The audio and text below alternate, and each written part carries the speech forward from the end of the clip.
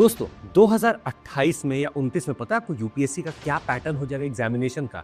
हालांकि ये 3 स्टेज तो वैसे ही रहेंगे क्योंकि ये भी बदलेंगे नहीं, पर जो क्वेश्चंस पूछने के तरीके उनमें बहुत बड़ा बदलाव दिखेगा।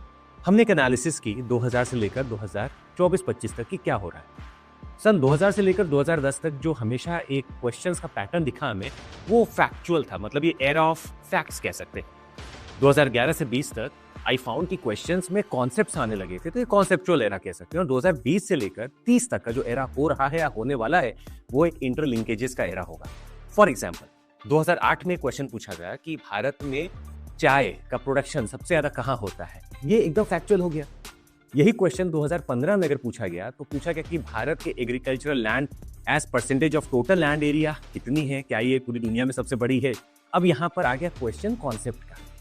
थर्ड 2024-25 या फिर अगर हम 28-29 तक जाए, अब क्वेश्चंस के और पैमाने बदल रहे हैं। नाउ दे आर आस्किंग कि भारत की कैसे ज्योग्राफी, कैसे इकोनॉमी और पॉलिटी डिसाइड करती है कि कहाँ पे क्या प्रोडक्शन होगा, कैसा प्रोडक्शन होना चाहिए। तो चीजें बदल रही हैं towards interlinkages and may be more of refinement कि आप वहां पर सोच सकें विद सम डेटा कि क्या हो सकता है। सीसैट की बात की जाए तो सबसे पहले प्रॉफिट लॉस से चीजें चालू होती हैं, फिर धीरे धीरे बड़े बड़े टेक्स्ट आने लगे। अब ऐसा क्वेश्चन बनाने लगे हैं जहां पे डेटा सफिशिएंसी एक बहुत बड़ा क्वेश्चन बनता है।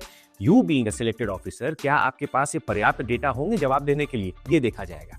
तीसरा, they would also check on your mains answer writing का इंटरलिंकेजेस फैक्टर। 2000 सन तक अगर आप देखिए, 2000 से 2010 तक वो क्वेश्चन साफ था कि बताइए बुद्धिस्ट काउंसिल कहाँ हुई, क्या हुई, क्या इंपॉर्टेंस है। 2010 से लेकर 20 तक में ये होने लगा कि बताइए कौन कौन से किंगडम बुद्धिस्ट से जुड़े हुए हैं, बुद्धिज्म से जुड़े हुए हैं। अब जो क्वेश्चन आएगा या आता है वो आता है कि बताइए कैसे ज्योग्राफी ने बुद्धिज्म को स्प्रेड करने में या नहीं करने में मदद की या मदद नहीं की। These are the interlinkages.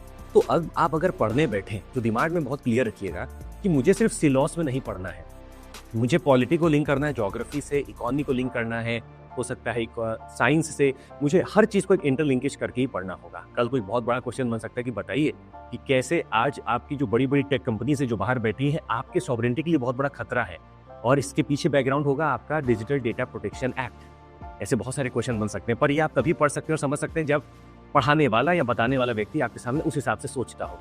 तो जुड़िए उन लोगों से जो आपको बेहतर बता सके। हमारे ऑफर्स बहुत अच्छे चल रहे हैं, सीएमसी कोड का आप इस्तेमाल कर सकते हैं, जुड़ सकते हैं। हमारा एक फिल्म्स मॉक टेस्ट भी होने वाला है 17 जनवरी को, देकर देखिएगा, फायदा होगा। डिस्क्रिप्शन में लिंक है, जुड़कर देखिए। Let's crack it.